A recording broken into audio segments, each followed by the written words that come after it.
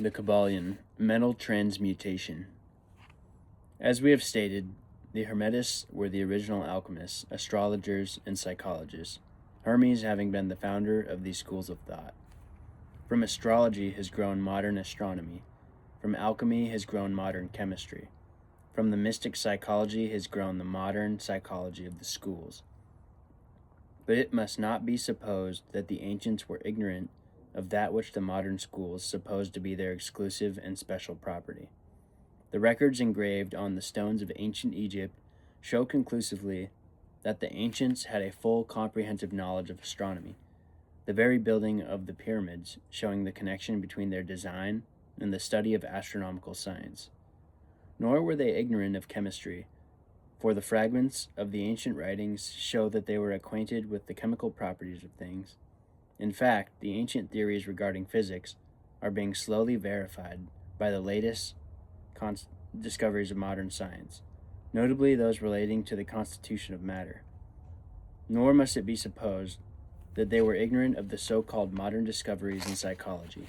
On the contrary, the Egyptians were especially skilled in the science of psychology, particularly in the branches that the modern schools ignore, but which nevertheless are being uncovered under the name of psychic science, which is perplexing the psychologists of today and making them reluctantly admit that there may be something in it after all.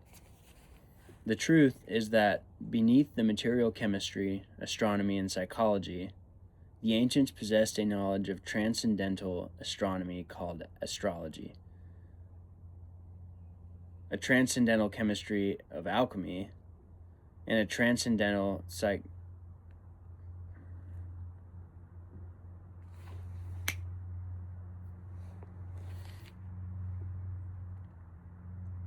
The truth is that beneath the material chemistry, astronomy, and psychology, the ancients possessed a knowledge of transcendental astronomy called astrology, of transcendental chemistry called alchemy, of transcendental psychology called mystic psychology. They possessed the inner knowledge as well as the outer knowledge, the latter alone being possessed by modern scientists. Among the many secret branches of knowledge possessed by the Hermetists was that known as mental transmutation, which forms the subject matter of this lesson. Transmutation is a term usually employed to designate the ancient art of the transmutation of metals, particularly of base metals into gold. The word transmute means to change from one nature, form, or substance into another, to transform. And accordingly, mental transmutation means the art of changing and transforming mental states, forms, and conditions into others. So you may see that mental transmutation is the art of mental chemistry, if you like the term, a form of practical mystic psychology.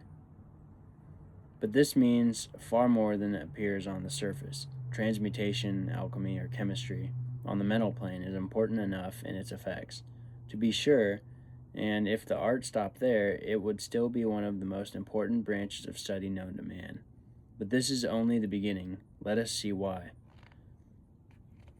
The first of the 7 Hermetic principles is the principle of mentalism, the axiom of which is the all is mind, the universe is mental, which means that the underlying reality of the universe is mind, and the universe itself is mental, that is, existing in the mind of the all.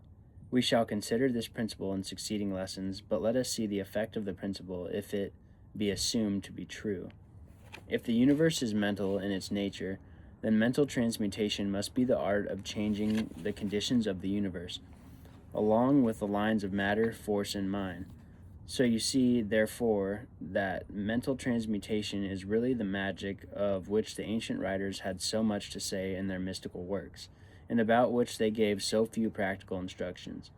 If all is mental, then the art which enables one to transmute mental conditions must render the master of the controller of material conditions as well as those ordinarily called mental. As a matter of fact, none but advanced mental alchemists have been able to attain the degree of power necessary to control grosser physical conditions, such as control of the elements of nature, the production of cessation of tempests, the production and cessation of earthquakes, and other great physical phenomena, but that such men have existed and do exist today. is a matter of earnest belief to all advanced occultists of all schools that the masters exist and have these powers. The best teachers assure their students having experiences which justify them in such belief and statements. These masters do not make public exhibitions of their powers, but seek seclusion from the crowds of men in order to better work their way along the path of attainment. We mention their existence at this point merely to call your attention to the fact that their power is entirely mental and operates along the line of higher mental transmutation under the Hermetic principle of mentalism. But students and Hermetists of lesser degree than masters, the initiates and teachers, are able to freely work along the mental plane in mental transmutation. In fact, all that we call physical phenomena, mental influence, mental science, new thought phenomena, etc., operates along the same general lines, for there is but one principle involved, no matter by what name the phenomena is called. The student and practitioner of mental transmutation works among the mental plane, transmuting mental conditions, states, etc., into others, according to various formulas more or less efficacious. The various treatments, affirmations, denials, etc., of the schools of mental science are but formulas, often quite imperfect and unscientific, of the Hermetic art. The majority of modern practitioners are quite ignorant compared to the ancient masters, for they lack the fundamental knowledge upon which the work is based. Not only may the mental states of oneself be changed or transmuted by Hermetic methods, but also the states of others may be and are constantly transmuted in the same way, usually unconsciously, but often consciously by some understanding of the laws and principles.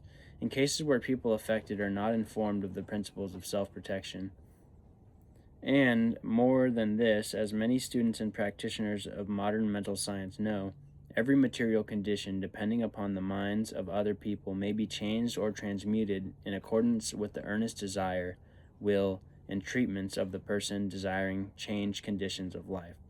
The public are so generally informed regarding these things at present that we do not deem it necessary to mention the same at length, our purpose at this point being merely to show the Hermetic principle and art underlying all of these various forms of practice, good and evil.